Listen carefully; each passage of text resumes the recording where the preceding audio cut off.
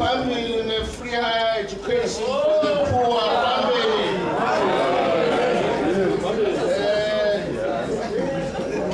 Thank you, Program Director, our Deputy Minister, Nzimande. Let me greet the President of the Republic, Ubaba J.J. Zuma, Cabinet colleagues who are here, the chairs of the Portfolio Committee and Select Committee in Parliament, our Vice Chancellors, student leaders, and all those represented here as delegates, as have been outlined by our Deputy Minister. Welcome to this very important event in our journey of deepening transformation of our higher education system. We have gathered today for what we at the Department of Higher Education and Training have dubbed a multi-stakeholder forum on South Africa's universities. We meet in the face of many challenges, immediate challenges which go far beyond our universities and colleges, challenges whose broader political and social dimension is visible to all of us. As will be outlined by the President, we are also gathering against enormous progress that our higher education system has witnessed over the past 22 years.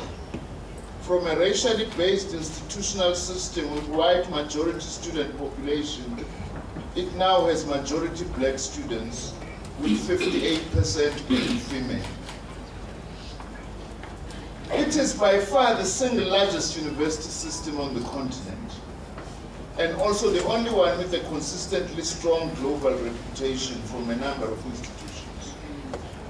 We need to transform and not destroy this system. What is the purpose of this gathering, President and honorable participants?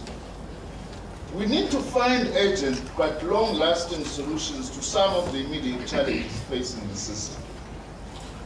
But in finding solutions to immediate challenges facing the university system, we need to ensure that we do not compromise our medium to long-term goals for the transformation of our university system.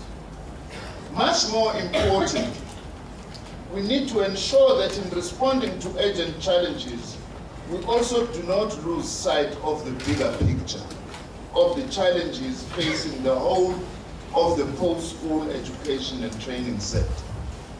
For instance, our research tells us that about 18 million South Africans require some form of further or adult education of one form or the other. This is far larger than those in our universities and colleges.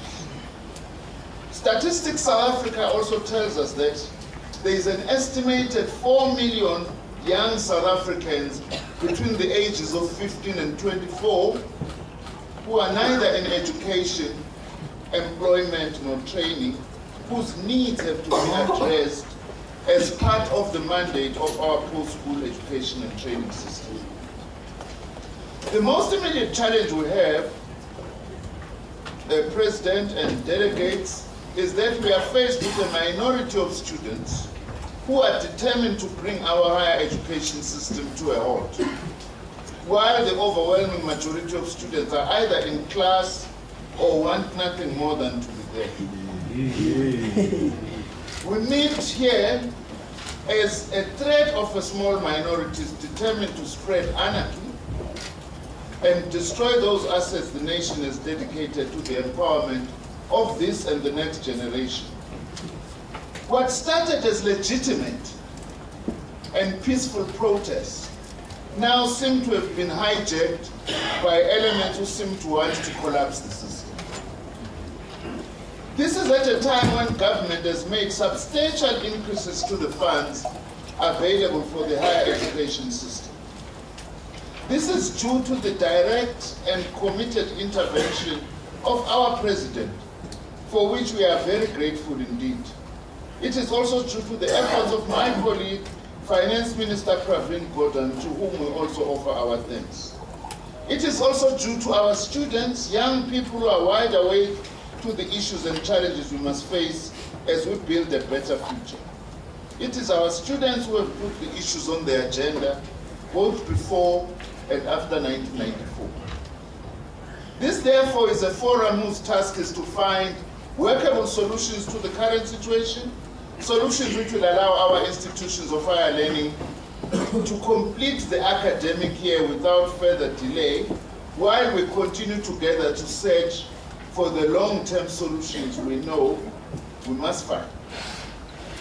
Because it is only if this academic year can be completed and those who are ready to graduate are allowed to do so, that we'll be able to say we are talking about the future with the poor and the previously disadvantaged in mind. Another most important thing, President, before I hand over to you, is that we need to use this gathering to lay a strong foundation for building durable participatory structures in our education system.